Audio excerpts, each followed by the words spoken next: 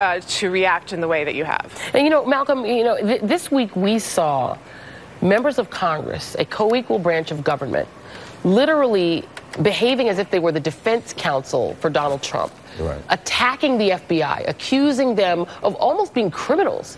It was breathtaking to watch Republicans do that, but they did it with such ferocity that you wonder, you know, are they part of Donald Trump's administration or are they a co-equal branch of government? Meanwhile, we find out that Republicans who are passing this exorbitant tax cut for the wealthy, something like 2/3 of members of Congress are themselves millionaires.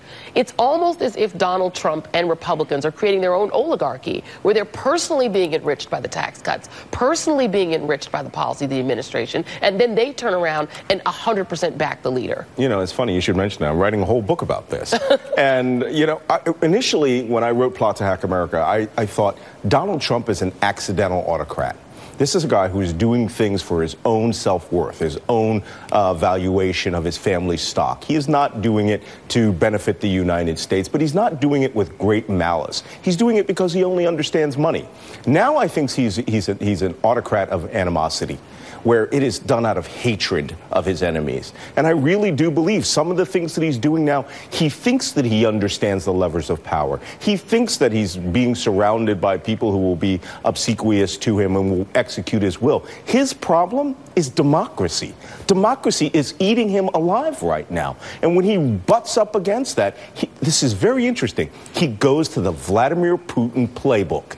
Putin, when he came into power, was in the anti-corruption in the late 1990s. Yep. Drain the swamp. First thing he did, drain the swamp, was a Russian phrase. The first thing he did, he bought the news media. Literally got his oligarch friends to buy the news media and then turned the news media and that fledgling democracy against itself using democratic tools like elections. Yeah, and you know, you think about it, Naveed, and even down to things that we read in George Orwell novels, the idea of banning words themselves. This is the thing that in the last 24 hours that has come forward.